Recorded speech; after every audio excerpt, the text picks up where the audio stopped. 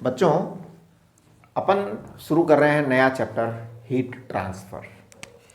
Heat transfer जो है ना, ये बहुत ही इंटरेस्टिंग और इजी चैप्टर है और इसमें से क्वेश्चंस जो है ना वो काफ़ी सारे आते हैं। एक्चुअल में ये जम्बल्ड चैप्टर है और काफ़ी सारी चीज़ों को मिला मिलू करके, लेकिन इजी है, बहुत इजी है। देखिए, सबसे पहले हम हीट ट्रांसफ़र को बात करेंगे तो हीट की बात कर लेते हैं। Heat is energy in transition, it is not content with in. Heat is energy in transition, इसका मतलब समझिए, यानी ये एनर्जी तभी प्रकट होती है, ये एनर्जी तभी महसूस होती है जब ट्रांसफ़र होती है। ट्रांसफ़र नहीं हो तो महसूस भी नहीं हो।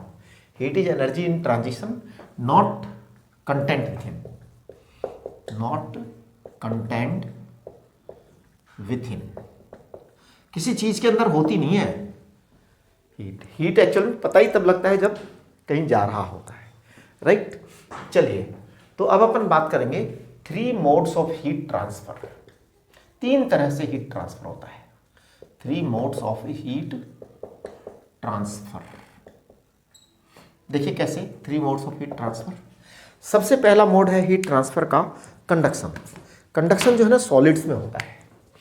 तो 3 मोड्स ऑफ हीट ट्रांसफर में सबसे पहला है कंडक्शन, है ना। कंडक्शन क्या होता है? सॉलिड्स में होता है, सॉलिड्स में होता है। तो इसमें क्या होता है? सॉलिड्स में मॉलिक्यूलर एजिटेशन होता है, मॉलिक्यूलर वाइब्रेशंस होते हैं, मॉलिक्यूलर वाइब्रेशंस होते हैं। जैसे मान लो ये एक सॉलिड रॉड है, ये क्या है? एक सॉलिड रॉड है। अब इस रॉड में हम यहाँ पर एक कॉर्नर पर, एक एंड पर स्टोव लगा के इसको गर्म करते हैं। तो मैं इसको गर्म कर रहा हूँ स्टोव लगा करके। तो क्या होता है, यहाँ का जो मॉलिक्यूल है वो हीट गेन करता है, फिर वो क्या करता है, उससे टकराता है अपने पास वाले मॉलिक्यूल से, फिर उसको हीट दे देता है, थोड़ी सी दे देता है कि ले ले तू ले ले। फिर वो आपस में टकराते रहते हैं, हीट देते रहते हैं, वाइब्रेशन लगातार होते रहते हैं, वाइब्रेशन लगातार होते रहते हैं। तो ये मॉलिक्यूल्स जो है अंदर ही अंदर जो मॉलिक्यूल्स हैं ये आपस में वाइब्रेशन करते रहते हैं, टकराते रहते हैं और हीट एनर्जी सप्लाई करते रहते हैं। कुल मिलाकर के रिजल्टेंट ये हो जाता है कि यहाँ से जो हीट आपने दी है वो वहाँ पहुँच जाती है, तो रॉड गर्म होने लग जाती है, पूरी रॉड। तो this is conduction, this is called as conduction. दूसरा ट्रांसफर का जो मोड है वो है कॉन्वेक्शन। कॉन्वेक्शन जो होता है वो हम कहते हैं कि ये लिक्विड्स एंड गैसेज में होता है, लिक्विड्स एंड गैसेज में, एंड गैसेज में कंडक्शन होता है। इसमें क्या होता है कि मॉलिक्यूल खुद मोशन, खुद हीट लेकर के जाता है। हाँ जी, लिक्विड्स एंड गैसेज में मॉलिक्यूल जो है ना खुद हीट लेकर के जाता है। तो molecule takes heat and move, तो मास ट्रांसफर होता है इसके अंदर। देखिए क्या क्या चीजें इसमें होती हैं। इसके अंदर मास ट्रांसफर नहीं होता है, इसमें मास ट्रांसफर नहीं होता है, और इसमें मास ट्रांसफर होता है। कन्वेक्शन में मास ट्रांसफर होता है, राइट। अब आप देखिए तीसरा जो सबसे जनरल और जो सबसे ज्यादा इफेक्टिव मोड है वो है radiation. Heat transfer takes in form of radiation, that is electromagnetic wave. Radiations are electromagnetic wave, electromagnetic wave। ये रेडिएशन वाला जो मोड है ना, इसमें सॉलिड्स में भी होता है, लिक्विड्स में भी होता है, गैसेज में भी होता है, solids, liquid, gases, and even in vacuum, and even in vacuum. हाँ जी, वैक्यूम में भी जो है ना रेडिएशन से हीट ट्रांसफर होता है। तो रेडिएशन में सॉलिड, लिक्विड, गैस सब होता है, वैक्यूम भी होता है, राइट। अब हम बात करेंगे सबसे पहले थर्मल कंडक्शन। थर्मल कंडक्शन में हम जो है ना हीट ट्रांसफर की बात करेंगे। देखिए थर्मल कंडक्शन हम कर देते हैं यहीं पर। थर्मल कंडक्शन क्या होता है? बेसिकली सॉलिड्स में हीट ट्रांसफर का जो है ना थर्मल कंडक्शन सॉलिड्स के अंदर होता है। तो देखिए कैसे होता है ये हम बात करेंगे सारी। सॉलिड्स में होता है, मैंने आपको बता दिया कि सॉलिड्स में जो है मॉलिक्यूल्स अपनी पोजीशन पर क्या करते रहते हैं, वाइब्रेशंस करते रहते हैं और अपनी एनर्जी आगे से आगे, आगे से आगे सप्लाई करते रहते हैं। और इस एनर्जी सप्लाई के कारण क्या होता है कि जो है ना पूरा गर्म हो जाता है। मान लीजिए ये कोई सॉलिड है, बहुत बड़ा सॉलिड है मान लो, ठीक है जी। इस सॉलिड का suppose cross section area A है, एरिया ए है, इसकी मान लीजिए लंबाई एल है। नेचुरल है कि अगर क्रॉस सेक्शन एरिया ए है, लंबाई एल है, तो इसका वॉल्यूम ए इंटू एल है। मान लीजिए यहाँ पर टी हाई है, टेम्परेचर हाई टेम्परेचर है, वहाँ पर टी कोल्ड टेम्परेचर है, तो हीट ट्रांसफर होता है हाई टेम्परेचर से लो टेम्परेचर पर। Generally heat transfer high temperature से लो टेम्परेचर होता है, इसको हम कहते हैं थर्मल पोटेंशियल। ध्यान दीजिए, heat transfer takes place from है ना high temperature to low temperature, high temperature to low temperature, है ना। टेम्परेचर को हम थर्मल पोटेंशियल भी कहते हैं। Temperature T is also called as thermal potential. Temperature T is also called as thermal potential, thermal potential, हाँ जी, thermal potential भी कहते हैं। जैसे इलेक्ट्रिसिटी में होता है ना इलेक्ट्रिक पोटेंशियल है। इलेक्ट्रिक पोटेंशियल क्या होता है? करंट फ्लो होता है हाई इलेक्ट्रिक पोटेंशियल से लो इलेक्ट्रिक पोटेंशियल की तरफ। इसी तरह हीट फ्लो होती है हाई थर्मल पोटेंशियल से लो थर्मल पोटेंशियल की तरफ, हमेशा ऐसा ही होता है। तो चलिए अब हम आगे की बात करते हैं। देखिए कैसे होती है हीट ट्रांसफर। नेचुरल है कि it is high temperature, it is low temperature, so heat transfer will take place, है ना। तो देखिए quantity of heat transfer, suppose capital H is quantity of heat transfer.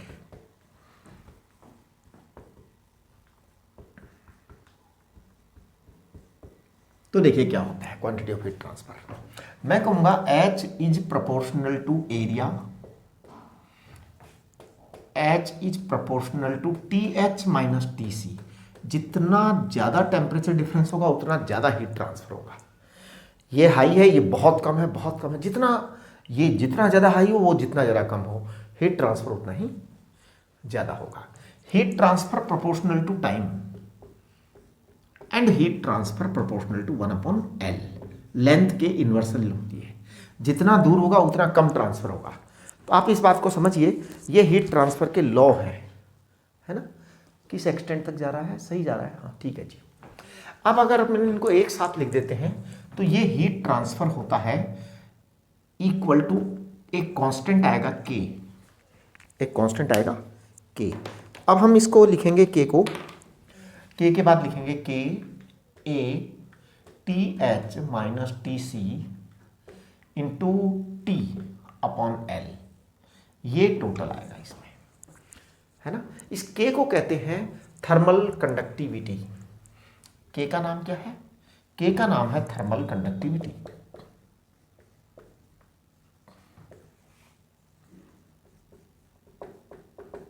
हाँ जी, के का नाम थर्मल कंडक्टिविटी है। बताइए के की डायमेंशन क्या आएगी? के की डायमेंशन देख लो, आप निकाल सकते हो के की डायमेंशन यहाँ से। HL, H है हीट, है ना। H की डायमेंशन क्या होगी? M1 L2 T माइनस 2, ये H की डायमेंशन होगी। H is energy, H is kind of energy, L is length, A is area, TH minus TC, TH minus TC change in temperature, difference in temperature. इसका जो dimension आती है वो theta होती है। हम टेम्परेचर को थीटा से रिप्रेजेंट करते हैं। और टी टाइम है आपका, है ना। टी आपका कैपिटल टी है। तो देखिए के की जो डायमेंशन आने वाली है ना उसको मैं लिख रहा हूँ M1 L2 T माइनस 2, यहाँ पे L आ जाएगा तो M1 L3 हो जाएगा T माइनस 2। वहाँ से T है तो वो T माइनस 3 आएगा और एक L2 से आपका A कट जाएगा। तो मेरे हिसाब से ये डायमेंशन ऐसी आनी चाहिए M1 L1 T minus 3, M1 L1 T minus 3 theta inverse. I think it should be the dimension. आप लोग चेक कर लीजिएगा, डायमेंशन यहाँ है क्या?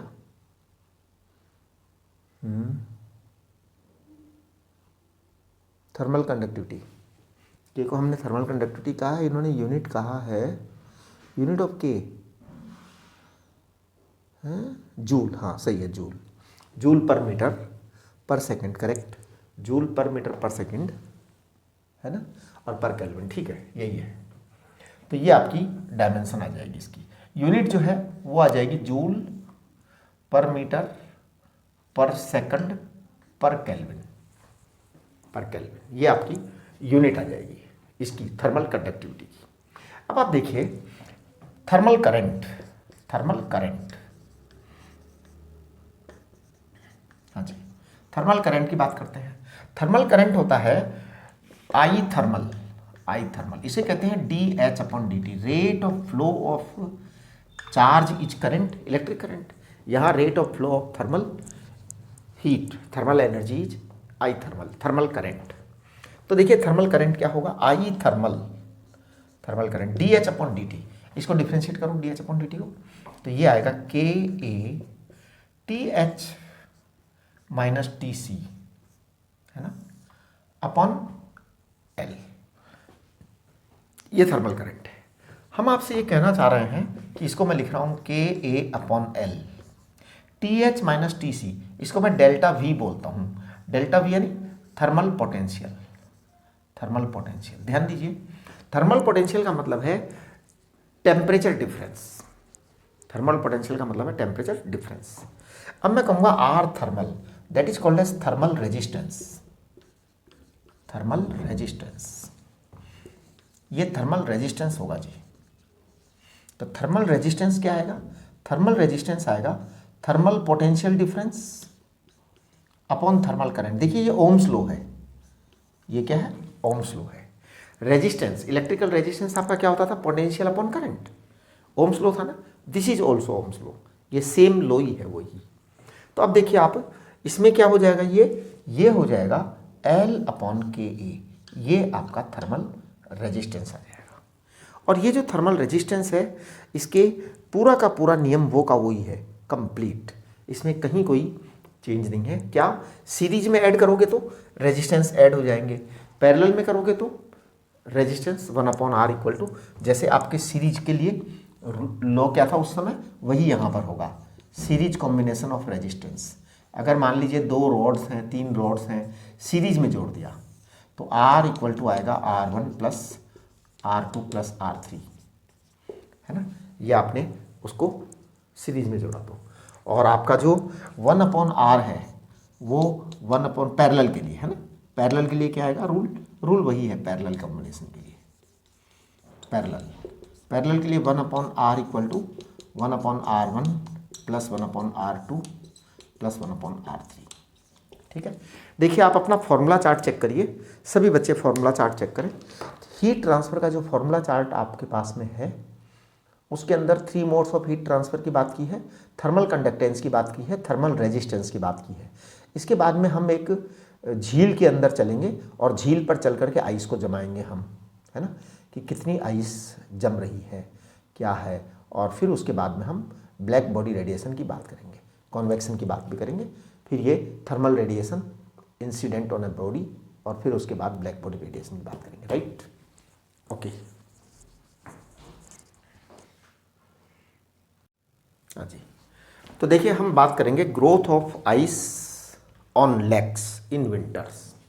सर्दियों में क्या होता है कि जो पानी की झीलें होती हैं ना, बड़ी बड़ी लेक्स जो होती हैं, उनमें बर्फ़ जम जाती है। फिर वो बर्फ़ जो है वो धीरे धीरे मोटी मोटी मोटी होती चली जाती है। सवाल ये उठता है कि झील में बर्फ़ जमती क्यों है। बर्फ़ इसलिए जमती है कि ऊपर की जो एयर होती है, झील के ऊपर की जो हवा होती है, वो एयर 0 डिग्री सेल्सियस से नीचे के टेम्परेचर पर पहुंच जाती है, जैसे -4 डिग्री सेल्सियस, -5 या -10 या इवन -40, तो नेचुरल है कि बर्फ़ जमेगी। तो बर्फ़ कैसे जमती है, क्या इसका है प्रोसेस, वो मैं बता देता हूँ। देखिए झील, तो हम बात करेंगे क्या, ग्रोथ ऑफ आइस, है ना, ऑन लेक्स। तो देखिए हमारी बात आज है growth of ice on lakes in winters. तो देखिए जी, जैसे मान लो यहाँ बहुत बड़ी लेक है ना, और इसमें यहाँ पर पानी है, पानी। देखिए ऊपर ऊपर बर्फ़ जम जाती है, नीचे पानी ही रहता है।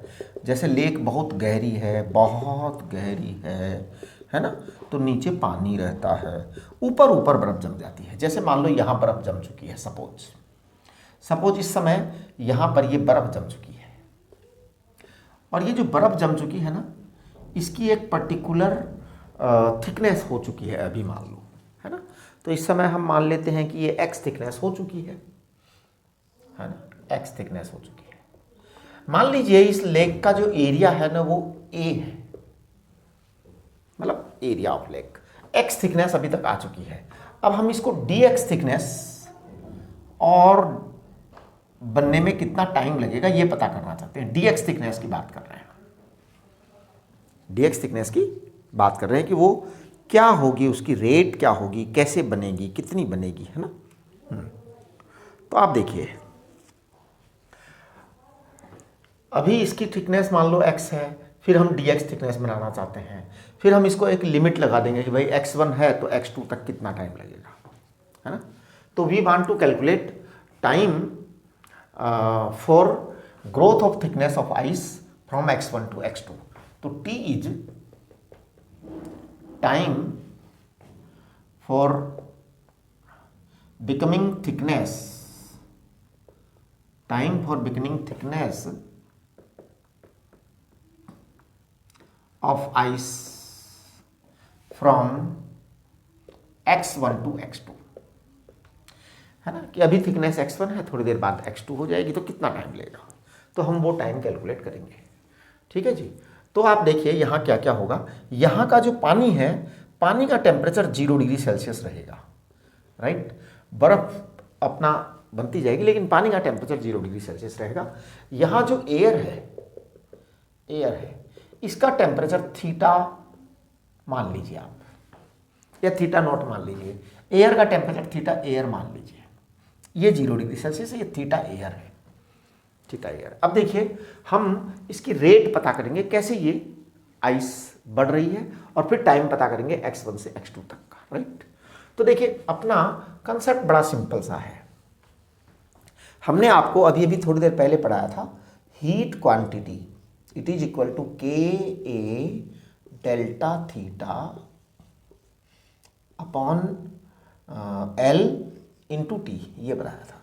तो मैं इसको लिख देता हूँ D H upon D T, differentiate कर दे रहा हूँ, D H upon D T it is equal to K A delta theta is what, delta theta is theta air minus 0 degree Celsius, या 0 माइनस थीटा एयर, है ना। हाँ ये थोड़ा सा ज़्यादा सही रहेगा क्योंकि theta air is negative temperature ना। तो देखिए आप इसको लिख दीजिए 0 minus theta air is certainly negative temperature, है ना। तो आप इसको लिखिए theta air is minus temperature, right, upon L आपका जो है x है, एल आपका x है, ये आपका D H upon D T. अब हम इसको dx के लिए कैलकुलेट करना चाहते हैं कि dx के लिए कितनी हीट चाहिए। तो देखिए dH is heat to leave for dx rise in ice thickness, in thickness of ice. हाँ जी, थिकनेस ऑफ आइस में हमें dx का राइज चाहिए, कि अभी x है, थोड़ी देर में हमको dx और चाहिए। तो आप देखिए dH क्या आएगा, dH आएगा आपका m इंटू एल, ये dH आएगा। तो मैं m इंटू एल की बात करूंगा तो m क्या होता है, volume into density into latent heat. Latent heat जो भी होती है आपकी fusion, latent heat of fusion, right. इतनी आपको हीट चाहिए। तो मैं अब आपकी m को कैलकुलेट करूंगा कि कितना m आएगा। तो देखिए वॉल्यूम मैं बता रहा हूं, वॉल्यूम है a into D x row L F, ये आपका dH, इतनी आपको हीट चाहिए। तो मैं यहां पे वैल्यू रख दूं, तो देखो मैं dH की वैल्यू लिख रहा हूं ईमानदारी से, dH अपॉन dt लिख रहा हूं मैं यहाँ पे, आप लोग वैल्यूज को चेक करेंगे। तो मैं dH को लिख रहा हूं ये वाली चीज, a d माने dx माने जो एक्स्ट्रा थिकनेस आने वाली है, रो L fusion, latent heat of fusion, है ना, अपॉन dt, अपॉन dt लिखेंगे, राइट। और इसको फिर मैं यहाँ पे लिखूंगा के ए थीटा ए जो कि ऊपर टेम्परेचर है अपॉन x, ये आ गया हमारा। अब देखो आप a से a हटा सकते हैं। k क्या है? k conductivity of the ice है, k कंडक्टिविटी ऑफ आइस है। अब आप देखो इसको जरा चेक करके देखो, तो मैं कहूँगा कि ये आएगा x dx equal to x dx equal to, please check, आप उसको उधर ले जाओ सारे को, k theta A upon rho L fusion into D T, check करिए, ठीक है जी, K theta A rho L into D T. अब आप इसको इंटीग्रेट करिए, इंटीग्रेट करेंगे तो इसको आप इंटीग्रेशन करेंगे x1 से x2 तक, इसको इंटीग्रेशन करेंगे 0 से t तक, 0 से t तक। तो देखिए आपका क्या इंटीग्रेशन आने वाला है, आपका इंटीग्रेशन आएगा एक्स स्क्वायर अपॉन 2, लिमिट आपकी x1 से x2 तक है, it is equal to K theta A rho L F fusion into T आ जाएगा आपका। कुल मिला के आपने टाइम निकाल दिया है, और टाइम आपका आ जाएगा रो एल एफ अपॉन के थीटा ए, और क्या है टाइम आ रहा है ना आपका, ये आ गया, 2 को आप बाहर निकाल लीजिए यहाँ पर, और x2 square minus x1 square देख सकते हैं आप। देखिए आपका टाइम कितना आ रहा है, टाइम हमारा आया है रो एल अपॉन के थीटा ए 2, अच्छा ये x2 square minus x1 square, बिल्कुल यही टाइम दे रखा है आपको। अब अगर हम मान लो एक ऐसी सिचुएशन देखें कि थीटा 1 को 0 मान लेते हैं, है ना, मतलब सॉरी इनिशियल x1 को 0 मान लें, if initially x1 is 0, x1 is 0 and suppose x2 is x, है ना, and suppose x2 is x at time t, है ना, at time t। देखिए बोर्ड से बाहर जा रहा है क्या, एक मिनट चेक कर लेते हैं। No I think it is inside the board, है ना, बोर्ड की लिमिट के अंदर ही है ना। एक लाइन ड्रॉ करता हूं मैं, देखें तो पता लग जाएगा, चेक करो। अरे बहुत जगह है, खूब जगह है, मस्त। इफ इनिशियली ये आ गया। अब देखिए हम क्या करेंगे, अब मैं इस टाइम को लिखूंगा, आप चेक करना, rho L fusion latent heat of fusion twice K theta A and X square, ये आपका आ गया, है ना। अब जब आपके पास में ये चीज आ चुकी है तो देखिए एक, अब यहाँ पे एक सारी की सारी टर्म्स को जो है ना हम जरा डिफाइन कर लेते हैं अच्छी तरह से, है ना, एक टर्म को डिफाइन कर लेते हैं, राइट। तो T is time to grow thickness of ice from 0 to x, t is time to grow thickness of ice from 0 to x, correct. Rho is what? Rho is density. L is what? Latent heat of fusion.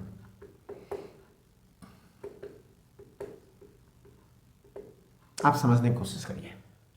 K is conductivity, thermal conductivity बोलते हैं इसको, thermal conductivity, right.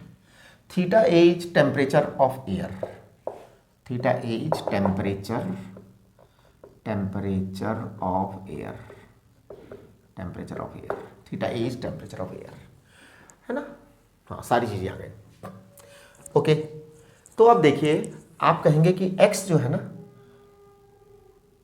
ये x square है आपका। चलो अगर हम इसको ये कह दें कि t proportional to X square, तो इसका मतलब क्या है, इसका मतलब ये है कि अगर एक आइस लेयर जम चुकी है और अब आप उसकी मोटाई को डबल करना चाहते हैं, तो इसका मतलब 4 गुना टाइम लगेगा।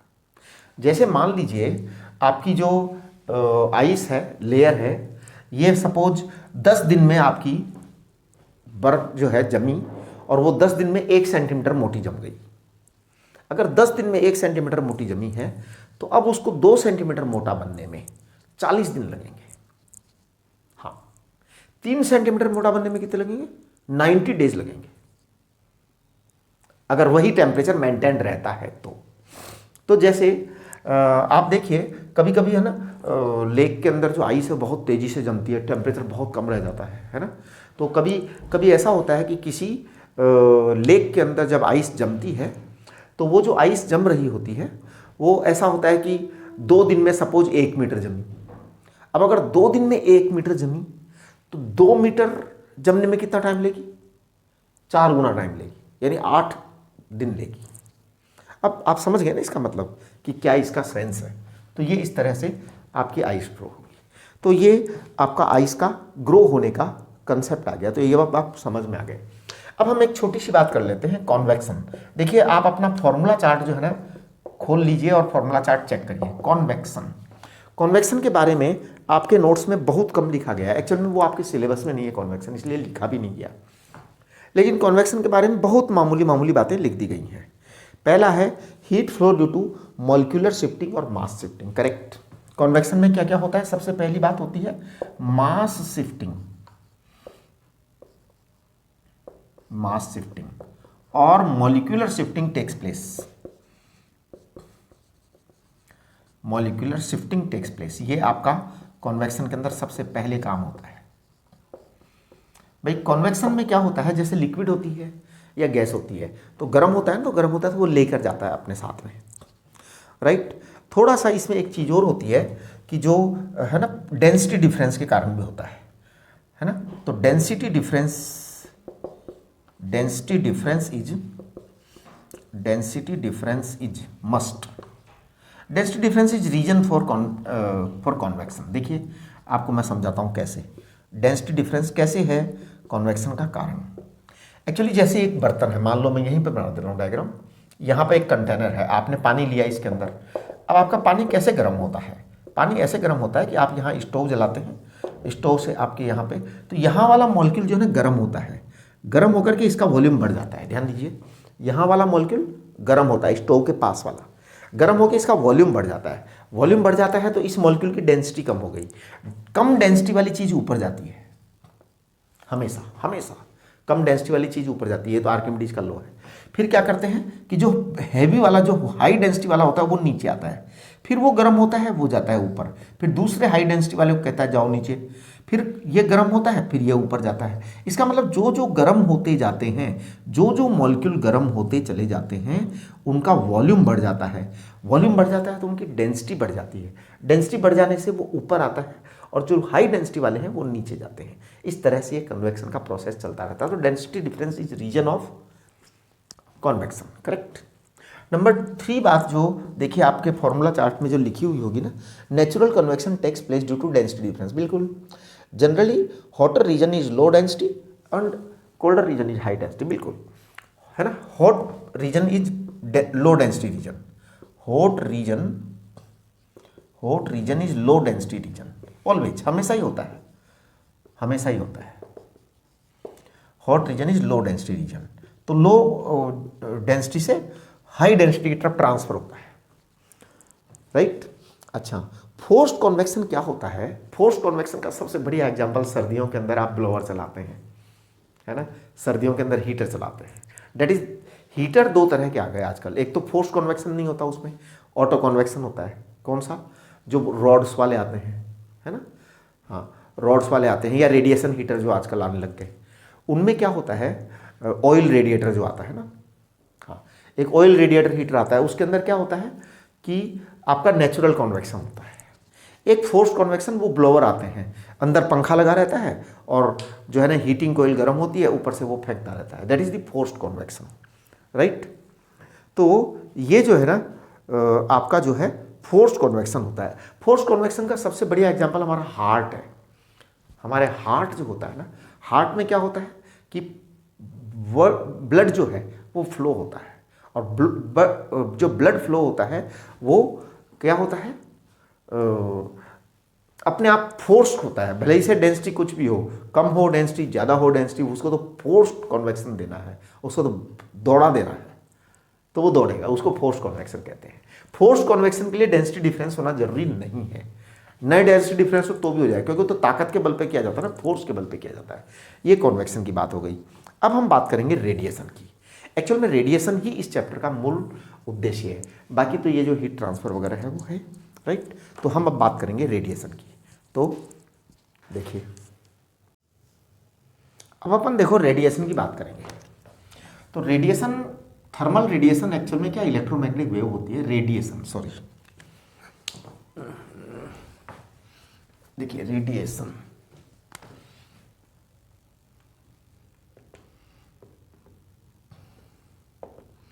थर्मल रेडिएशन क्या है कि इलेक्ट्रोमैग्नेटिक वेव होते हैं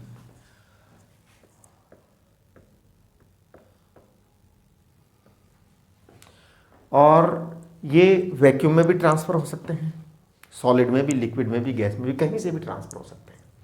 अब हम सबसे पहले बात करेंगे effect of thermal radiations incident on a body. तो देखो, effect of thermal resistance, effect of thermal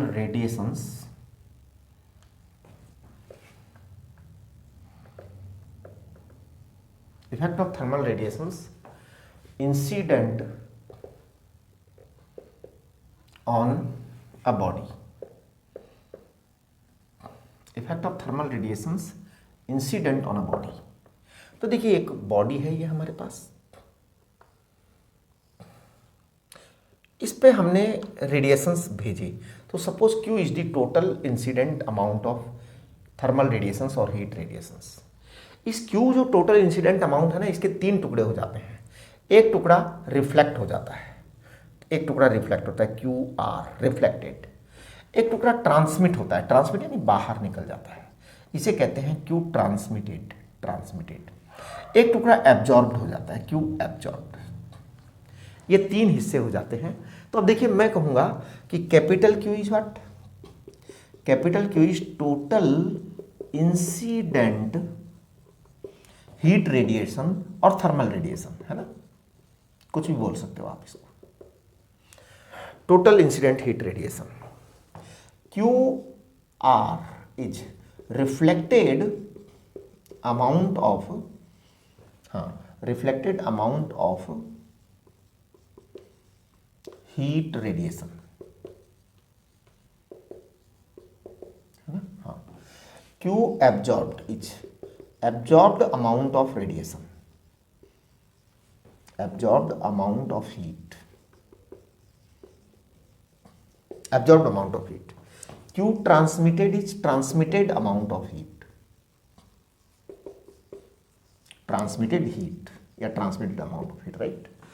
अब आप देखेंगे कि भाई टोटल आई कितनी, और उसके 3 टुकड़े हो गए। तो मैं इसको पता है क्या लिखूंगा, मैं इसको लिखूंगा Q equal to Q absorbed plus Q reflected plus Q transmitted, capital T, ये हम लिखेंगे। अब इसको मैं कह देता हूं 1 equal to QA upon Q plus QR upon Q plus QT upon Q, ये हम कह देते हैं। अब इसको मैं आगे कह सकता हूं 1 equal to small a plus small r plus t। Actual में इसको स्मॉल ART लिखना एक परंपरा है, सब लोग ऐसे ही लिखते हैं, तो अपन भी ऐसे ही लिख देते हैं। A का मतलब क्या है, A का मतलब है एब्जॉर्प्टिविटी, एब्जॉर्प्टिविटी। एब्जॉर्प्टिविटी का मतलब ये होता है कि QA अपॉन Q, इसका मतलब है total absorbed amount, absorbed heat energy, absorbed heat upon total incident, है ना। इसको टोटल यहां ऊपर लिखने की जरूरत भी नहीं है, क्योंकि एब्जॉर्ब्ड हीट है, टोटल इंसिडेंट तो इंसिडेंट है।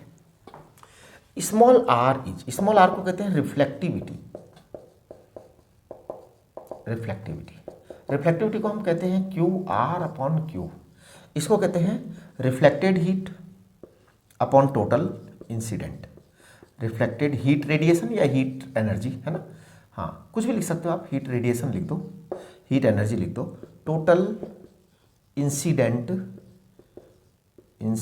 हीट रेडिएशन, है ना। Small T is Q total upon Q, that is reflect, इसको ट्रांसमिटिविटी कहते हैं, ट्रांसमिटिविटी, इसे कहते हैं T इक्वल टू, ट्रांसमिटिविटी का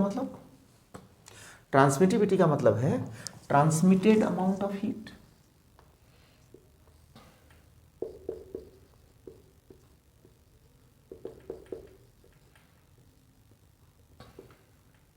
transmitted amount of heat, Q is total incident heat.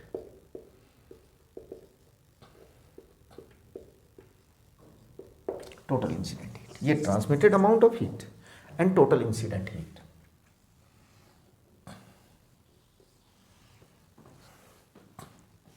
Transmitted amount and total incident heat, तो ये आपका आ गया। अब देखिए, हमने कहा 1 equal to A plus R plus T, ये हर बॉडी की प्रॉपर्टी है।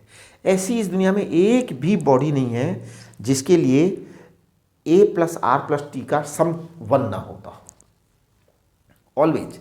तो sum of absorptivity, reflectivity and transmittivity is always 1। ये आपके स्कूल वाले बहुत पूछेंगे। स्कूल वाले क्या पूछेंगे? Please explain sum of the absorptivity, reflectivity and transmittivity is 1। तो आपको एक्सप्लेन करना होगा इस तरह से कि भाई आई इतनी गई, इतनी रुकी, इतनी इसमें से पार निकल गई, आपको पूरा निकालना पड़ेगा। फिर आप इसमें से करके बड़ा आराम से ये समझा सकते हो आप, A plus R plus T, है ना। देखिए, अब हम कुछ बॉडीज को डिफाइन करते हैं। सबसे पहले मैं एक डिफाइन करूंगा ब्लैक बॉडी को, जो कि इस चैप्टर की सबसे इंपॉर्टेंट टास्क है। ब्लैक बॉडी वो बॉडी होती है जिसका R 0 होता है, T 0 होता है, T equal to 0 and A equal to 1 होता है, राइट। A इक्वल टू 1 होने का मतलब क्या होता है? A इक्वल टू 1 होने का मतलब होता है Q absorb amount upon Q total amount, ये 1 होता है। इसका मतलब QA बराबर कैपिटल Q होता है। ये ब्लैक बॉडी होती है, करेक्ट। तो ब्लैक बॉडी का मतलब क्या है? Black body is such a body, black body absorbs entire amount, black body absorbs entire amount of heat energy coming or incident on it,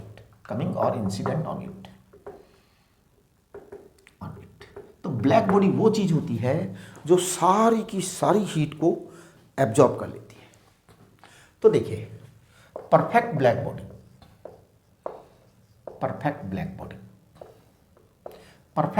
body उसे कहते हैं जिसके लिए A बराबर 1 होता है, और सच में ऐसी ब्लैक बॉडी हमारे नेचर में अवेलेबल नहीं है ना। हाँ, तो in fact no body is ideal black body, ideal तो कुछ भी नहीं है जी, है ना। हाँ, इसको आइडियल ब्लैक बॉडी बोलेंगे। A इक्वल टू अगर 1 हो गया ना कभी, तो इसको आइडियल ब्लैक बॉडी बोलेंगे। कुछ चीज़ें हम आपको बता देते हैं यहाँ पे ब्लैक बॉडी के लिए, है ना। कोई ब्लैक बॉडी परफेक्ट नहीं है, लेकिन कुछ चीज़ें बता देते हैं हम आपको। जैसे कि आपका जो है ना ये लैम्प ब्लैक यानी आप बत्ती वाला काजल बनाते हो ना अपने घर में, हाँ, बत्ती वाला काजल, ये 96% जो है ना, वो 96 to 97% ब्लैक बॉडी होती है, ये लैम्प ब्लैक। दूसरा आपका प्लेटिनम ब्लैक, प्लेटिनम के तार को जला के काजल बनाया जाता है, तो प्लेटिनम के तार को जला के काजल बनाते हैं, वो 99% ब्लैक बॉडी होता है, एक होता है फेरीज ब्लैक बॉडी, ये मैं आपको बता देता हूँ क्योंकि ये पूछते हैं आपकी स्कूल वाले, है ना, स्कूल वाले पूछते हैं फेरीज ब्लैक बॉडी, राइट। ये फेरीज ब्लैक बॉडी जो है, एक बार इसकी स्पेलिंग Y आएगा या E आएगा, चेक कर लेंगे। नहीं, इसमें तो नोट्स में नहीं है, शायद क्योंकि इसमें जो है ना ज़्यादा डिटेल नहीं डालते ना इनमें। फेरिज ब्लैक बॉडी जो है ना वो देख लेंगे, कोई खास बात नहीं है। 1 मिनट ज़रा चेक कर लेते हैं, 1 मिनट लगेगा।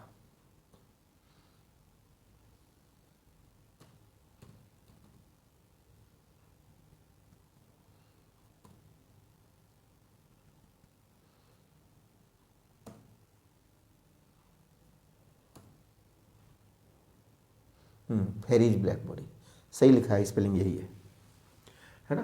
फेरिज ब्लैक बॉडी एक्चुअली में पता है क्या होता है, ये बड़ी ही इंटरेस्टिंग चीज़ है। एक ऐसा किसी भी चीज़ का आप इस तरीके का एक गोला बना लीजिए, कार्डबोर्ड का हो सकता है। इसके अंदर की दीवारों को ब्लैक कर देते हैं और यहाँ से एक हम बहुत छोटा सा एक छेद होता है, बहुत छोटा सा छेद होता है ये, और यहाँ पर एक इस तरह का एक वेज होता है जो हम यहाँ लगा देते हैं और इसका सीन ऐसा होता है ऐसे करके। अब आप थोड़ा सा समझने की कोशिश करिए। ये जो नुकीला जो है ना इसका जो पॉइंट होता है, this point P and this entry point is in point है ना I। This point P and I are never on line, एक लाइन पे नहीं होते, थोड़ा सा डिफरेंस होता है। यानी यहां से जो लाइट आएगी ना वो इस पॉइंट पर नहीं आनी चाहिए, तो ये फेरिज ब्लैक बॉडी बनेगी। कैसे? यहां से एक भी रे ऑफ लाइट अगर अंदर घुस गई, ब्लैक बॉडी का मतलब क्या है कि जो आया वो एब्जॉर्ब हो गया, अब वो बाहर नहीं निकल सकता चाहे कुछ भी हो जाए। तो अब देखिए ये इसके ऊपर आ ही नहीं सकता क्योंकि हमने वो रास्ता ही थोड़ा सा इसको नीचे करके लगाया है, राइट। ऐसा करने से क्या होता है कि अब ये यहाँ रिफ्लेक्ट होगा, फिर यहाँ रिफ्लेक्ट होगा, फिर यहाँ रिफ्लेक्ट होगा, फिर यहाँ रिफ्लेक्ट होगा, बस ये ज़िंदगी भर अंदर ही रिफ्लेक्ट होती रहेगी लाइट। जो रे एक बार अंदर घुस गई उसका बाहर निकलना बहुत मुश्किल होगा, समझ रहे हो ना आप। तो ये इस तरह से घूमती रहेगी अंदर ही अंदर लाइट, इसलिए इसको फेरिज ब्लैक बॉडी कहते हैं। इसकी भी जो एब्जॉर्प्टिविटी होती है ना वो 99.99% होती है, बट 100% हम कह नहीं सकते कुछ भी, राइट। ये आपकी ब्लैक बॉडी तक की बातें हो गई।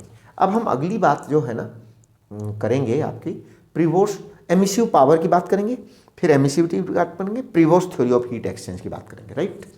तो देखिए तो देखो एब्जॉर्प्टिविटी, रिफ्लेक्टिविटी और ट्रांसमिटिविटी। इसके बाद हम बात करेंगे monochromatic absorptivity, monochromatic reflectivity and monochromatic transmittivity. ये क्या चीज़ है?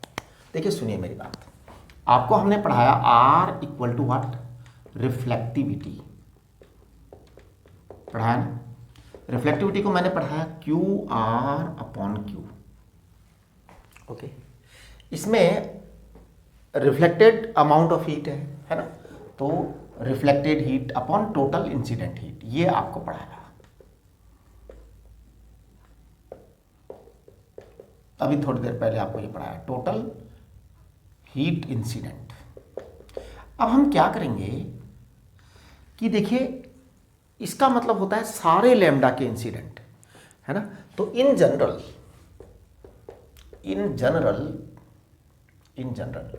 Electromagnetic radiation, in general electromagnetic radiations are found from wavelength lambda equal to 0 to infinity. So generally wavelength is from 0 to infinity, right? Now if we consider a particular wavelength, if we consider a particular wavelength lambda,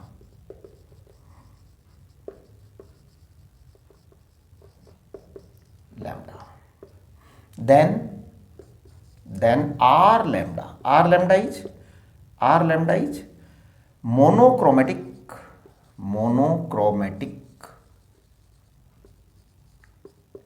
reflectivity. अब इस monochromatic reflectivity का मतलब यह होता है कि reflectivity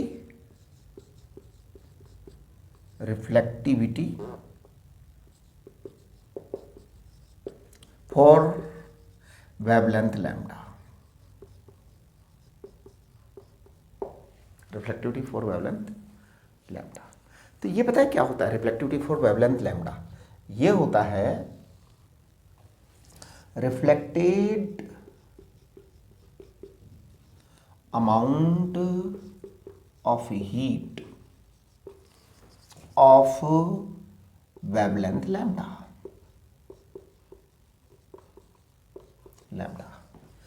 upon incident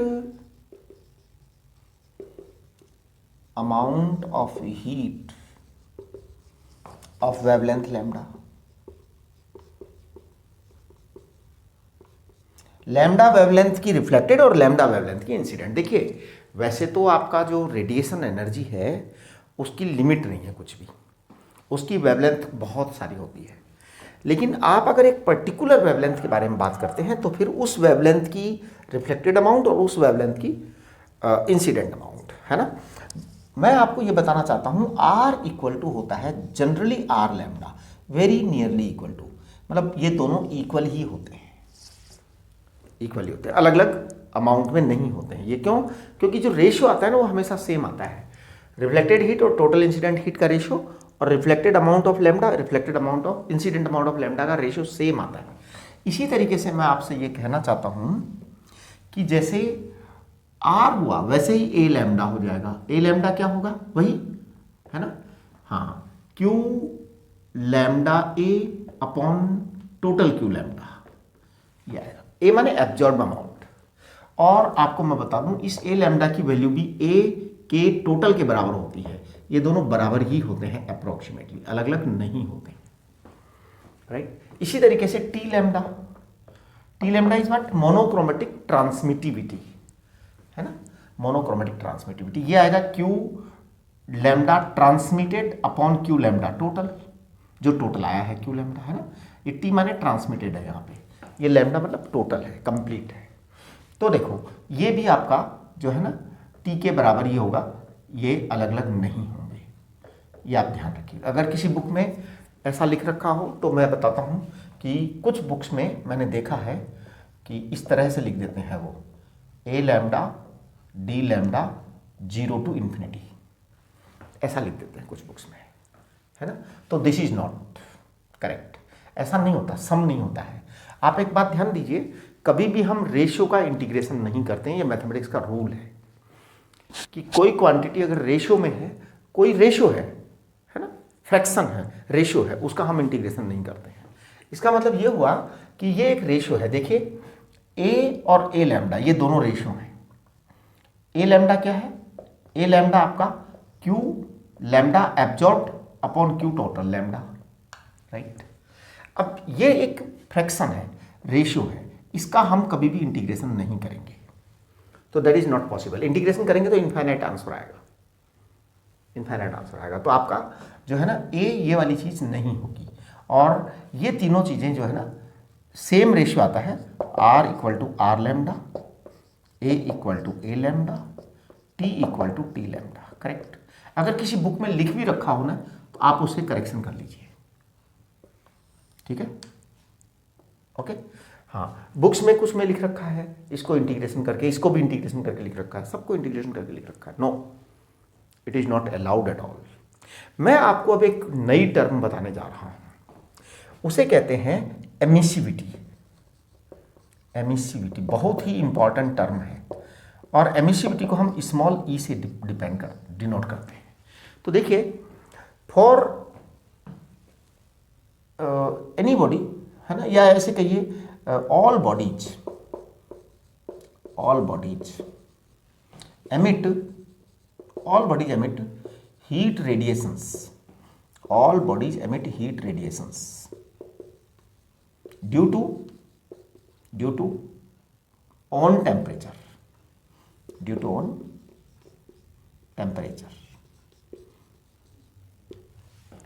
all bodies emit heat radiations due to on temperature, है ना। हाँ जी, the amount of the ratio of heat emitted by any body, the ratio of heat emitted by any body,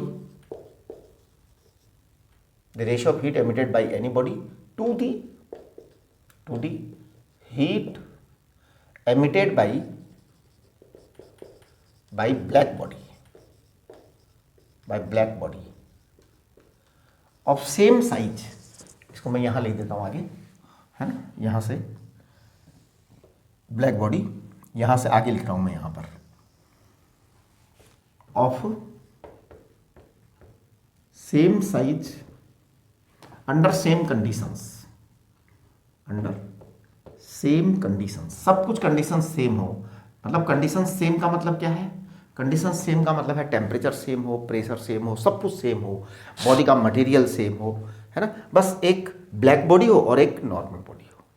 तो क्या होगा? All bodies emit heat radiations due to on temperature, the ratio of heat emitted by any body to the heat emitted by black body of same size under same conditions is called emissivity, अब देखिए emissivity को समझने के लिए मैं एक term को define करूंगा जिसे कहते हैं एमिसिव पावर, उससे एमिसिविटी ज़्यादा अच्छे से समझ में आती है। देखिए एमिसिव पावर की बात कर रहा हूं मैं,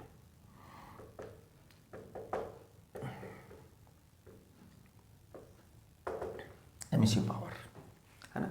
तो देखिए amount of heat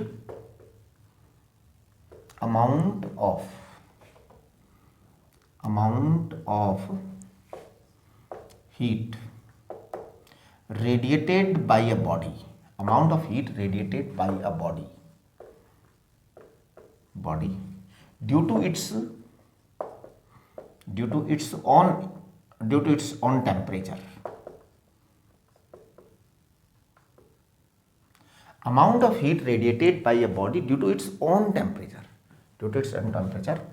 per unit surface area per unit time, per unit surface area per unit time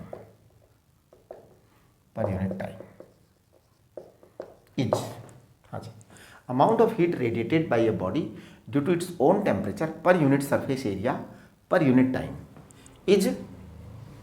is called emissive power.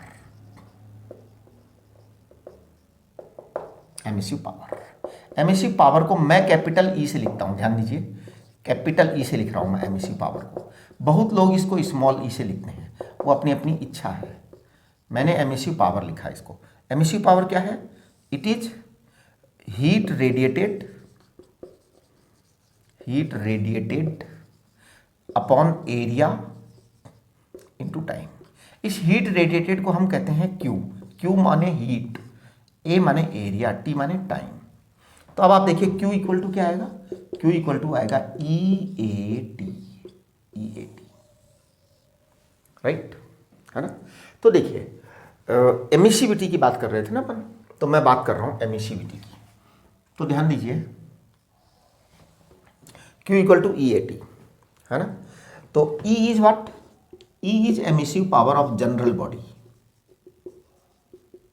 Emissive power of general body, मतलब आपकी, मेरी, या किसी की भी, किसी टेम्परेचर पर, या कोई पत्थर है, कोई मटेरियल है, किसी टुकड़ा है, कोई कॉपर का पीस है, emissive power of general body. And B माने black body, emissive power of black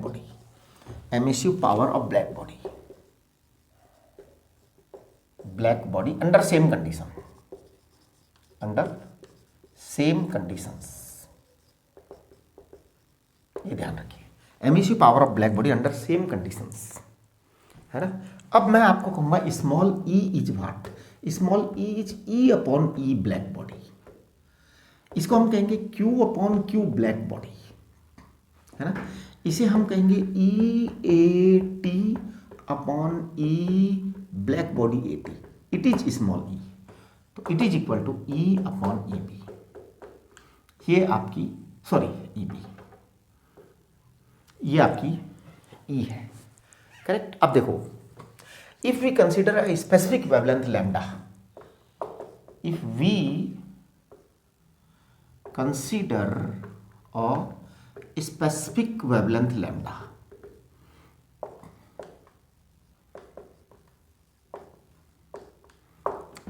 specific wavelength lambda, कि भाई हम एक स्पेशल जो है ना हीट रेडिएशंस को कंसीडर कर रहे हैं और उसकी वेवलेंथ लैम्डा है. If we consider specific wavelength lambda then E lambda is what? Monochromatic power, monochromatic, इसको monochromatic emissive power, monochromatic emissive power of the body. जो बॉडी आप कंसीडर कर रहे हैं उसकी एमिसिव पावर है monochromatic emissive power of the body, है ना. और E lambda black body, it is what? Monochromatic emissive power of black body under the same conditions.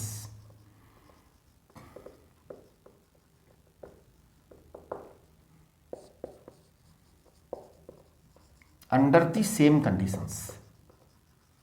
ये आपकी बड़ी इंपॉर्टेंट बात है, ये ध्यान रखना, कंडीशंस. तो इसको हम कहेंगे ई लैम्डा. ई लैम्डा बराबर आएगा ई लैम्डा अपॉन ई लैम्डा बी. इसको कहेंगे मोनोक्रोमेटिक एमिसिविटी, मोनोक्रोमेटिक एमिसिविटी.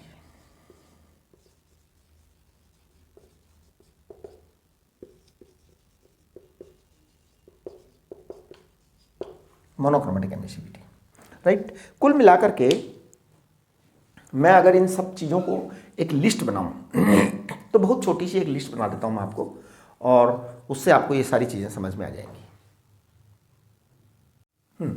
तो देखो बच्चों, अभी तक अपन ने जो चीज़ें हमने डिस्कस कर ली उसके बारे में मैं बात करूं तो एक तो मैं बात करूंगा टोटल की.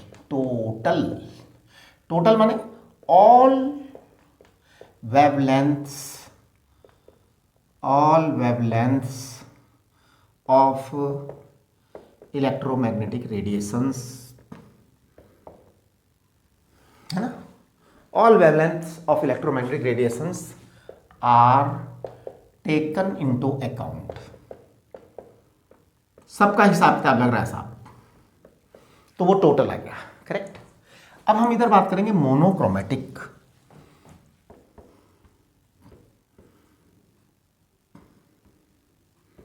मोनोक्रोमेटिक का मतलब ये होता है कि specific wavelength lambda,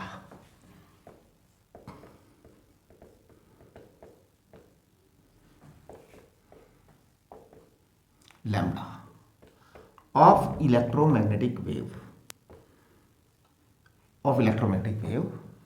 is taken into account.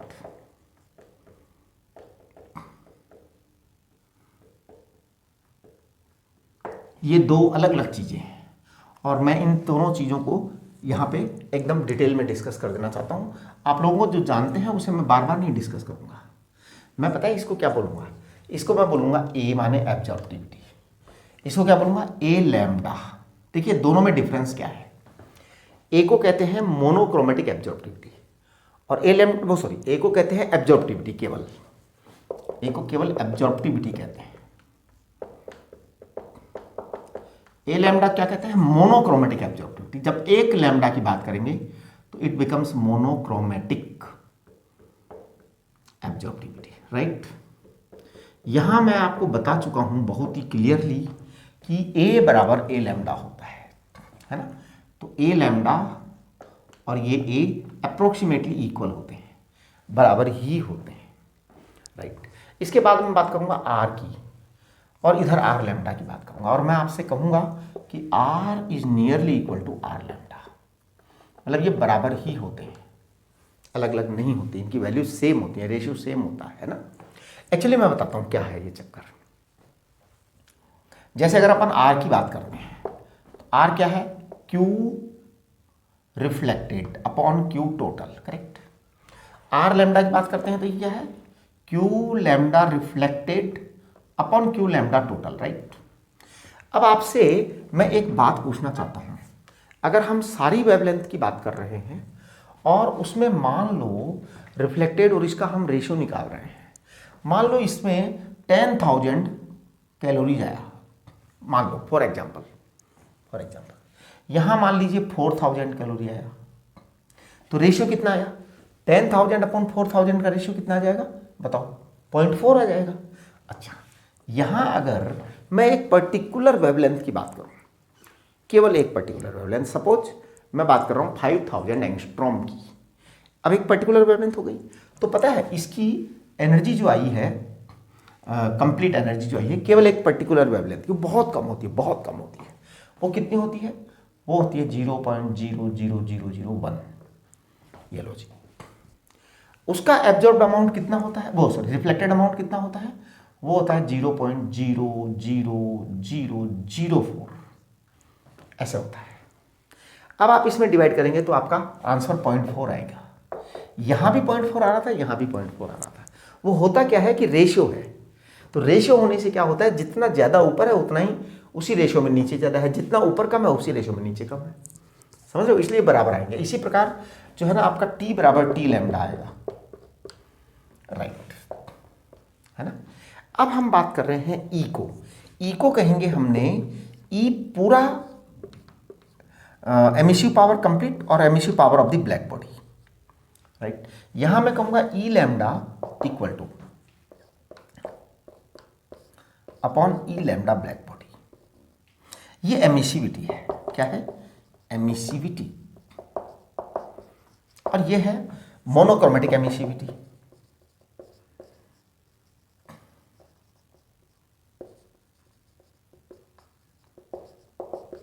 और ये दोनों बराबर ही होते हैं, यानी E बराबर E लैम्डा होता है, E लैम्डा होता है, करेक्ट। अब मैं बात करना चाह रहा हूं what is difference between capital E and small E और कैपिटल E लैम्डा। तो देखिए मैं बात कर रहा हूं difference between capital E and capital E lambda. ये जो है ना मेरा थोड़ा सा डिफरेंस है, मतलब साइन जो है ना, मैं E और E लैम्डा, पता नहीं लोग छोटा ई स्मॉल किसको कर देते हैं, वो उनका रिप्रेजेंटेशन है, अपना अपना भैया, मस्ती है अपनी अपनी, है ना। Difference between E and E lambda. Capital E को मैं कहता हूं, कैपिटल E को मैं कहता हूं एमिसिव पावर और total emissive power, and it is total emissive power. थोड़ा सा आप वर्ड्स को लेकर के चलना, यहां आपको बहुत ज्यादा केयरफुल रहना है। Emissive power and total emissive power, ये क्या होता है ये मैं बताता हूं आपको। Total amount of heat radiated, heat radiated, ध्यान दो, यहां ब्रैकेट में लिख दे रहा हूं मैं ऑल लैम्डा। ऑल लैम्डा मतलब जितनी भी लैम्डा होती है सारी lambda. Total amount of heat radiated, total amount of heat radiated, सारी लैम्डा मिला ली जीरो से लेके इनफाइनाइट तक, है ना, upon area upon time, right. ये आपकी चीज आ गई। दूसरी चीज मैं डिफाइन करना चाह रहा हूं ई लैम्डा। ई लैम्डा क्या है? ई लैम्डा है मोनोक्रोमेटिक एमिसिव पावर। ये बहुत ही इंपॉर्टेंट बात है, मोनोक्रोमेटिक एमिसिव पावर। देखिए मोनोक्रोमेटिक एमिसिव पावर ये क्या चीज है? ये पता है क्या है कि अब आप एक पर्टिकुलर लैम्डा को कंसीडर करेंगे, एक पर्टिकुलर लैम्डा को कंसीडर करेंगे, लेकिन मैं आपको एक सच्चाई बता देता हूं, बहुत बड़ी सच्चाई है। सच्चाई ये है कि हम कितना भी दम लगा लें जीवन में एक फिक्स लैम्डा का वेवलेंथ प्राप्त नहीं कर सकते। मेरी बात ध्यान से सुनो। E lambda is monochromatic emissive power. This monochromatic emissive power is related with a particular lambda. लेकिन मैं आपको ये बता देना चाहता हूं कि हम चाहे कितनी भी दम लगा लें एक पर्टिकुलर लैम्डा प्राप्त नहीं कर सकते इस जिंदगी के अंदर। यानी आप एक फिक्स लैम्डा के रेडिएशंस कभी भी नहीं प्राप्त कर सकते। यानी आपके जो रेडिएशंस मिलेंगे जिंदगी में आपको, वो थोड़ा सा डिफरेंस के साथ मिलेंगे। जैसे आप 5000 एंगस्ट्रॉम चाहते हो, अब आपने तो चाह लिया 5000 एंगस्ट्रॉम, लेकिन आपके चाहने से होता क्या है जी, आपको थोड़ा सा डिफरेंस मिलेगा उसमें। 5000 से आपको 5001, 2, 3 एंगस्ट्रॉम, 5 एंगस्ट्रॉम तक ऐसे डिफरेंस मिलेगा। कम भी मिल सकता है, ज़्यादा भी मिल सकता है ना। तो देखिए अपन क्या कहेंगे, हम कहेंगे amount of heat, amount of heat radiated, radiated for lambda two lambda plus D lambda, मतलब एक रेंज बना दिया हमने, ये वाले lambda two lambda plus D lambda upon area into time और अपॉन डी लैम्डा। अब आप इसका मतलब समझिए कि क्या हुआ ये। जैसे आपने एग्जाम्पल के तौर पर 5000 एंगस्ट्रॉम चाहा, अब भैया 5000 एंगस्ट्रॉम चाहा तो आपको नहीं मिलेगा, नहीं मिलेगा, कहीं नहीं मिलेगा। तो आप क्या करेंगे, आप क्या करेंगे 4995 एंड 5005 यहाँ का ले लेंगे आप, वहाँ तक के सारे रेडिएशंस आपने काउंट कर लिए। अब आपको तो केवल सिंगल वेवलेंथ चाहिए और आपने इतना लंबा काउंट कर लिया 10 तक का, क्योंकि मिलेंगे नहीं तो आपको थोड़ा बहुत काउंट करना पड़ेगा इधर उधर से, राइट। फिर क्या करेंगे, हमने जो रेंज काउंट करी उसका भाग लगा देंगे डी लैम्डा का, तो वो सिंगल का आ जाएगा। आप समझ गए मेरी बात, है ना। हाँ, तो एक्चुअल में ये सिंगल वेवलेंथ मोनोक्रोमेटिक को बनाने का तरीका ये है कि हमें एग्जैक्ट वेवलेंथ मिलने वाला नहीं है, इसलिए हम ऐसा करते हैं। अब देखिए ई को जो है ना, यहाँ पे मैं ई को लिखूंगा, ये वाली चीज़ मैं लिखूंगा यहाँ पे बहुत ही इंपॉर्टेंट तरीके से आपको, है ना। अब मैं इसको लिखूंगा ई लैम्डा डी लैम्डा 0 से इन्फिनिटी, इसको हम इंटीग्रेशन करेंगे, this is a quantity and there is unit, there is dimension, आपको मैंने दोनों चीज़ें डिफाइन कर दी हैं, है ना। अब दोनों चीज़ें डिफाइन कर दी हैं तो आपको एक होमवर्क देता हूं मैं, वो होमवर्क करना और हम उस होमवर्क को आपसे जूम सेशन में पूछेंगे, राइट। तो होमवर्क दे रहा हूं मैं आपसे। होमवर्क क्या है, होमवर्क है find out unit and dimensions, find out unit and dimensions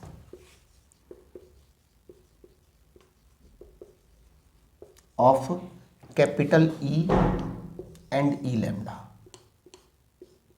find out units and dimension of capital E and E lambda. दोनों की यूनिट निकालो, कैपिटल ई की क्या यूनिट और ई लैम्डा की क्या यूनिट, राइट। आपको मैं जो है ना ये बता दूं कि लैम्डा या डी लैम्डा, लैम्डा हो या डी लैम्डा हो, ये दोनों लेंथ होती हैं, लैम्डा हो या डी लैम्डा हो, ये दोनों लेंथ होती है, तो इनकी डायमेंशन एल के बराबर होगी, राइट। ठीक है, ये आप होमवर्क करिए। फिर हम कल जो है हम क्या डिस्कस करेंगे वो मैं बता देता हूँ। कल हम Prevost theory of heat exchange discuss करेंगे, किरचॉफ्स लॉ डिस्कस करेंगे, स्टीफन्स लॉ डिस्कस करेंगे, है ना। हाँ, तो शायद ये बस इसमें एक लेक्चर और लगेगा ज़्यादा से ज़्यादा, या हम थोड़ा सा आपको ज़्यादा पढ़ा देंगे, राइट। ओके, तो इसको आप जल्दी से जल्दी तैयार कर लीजिए चैप्टर को, ठीक है।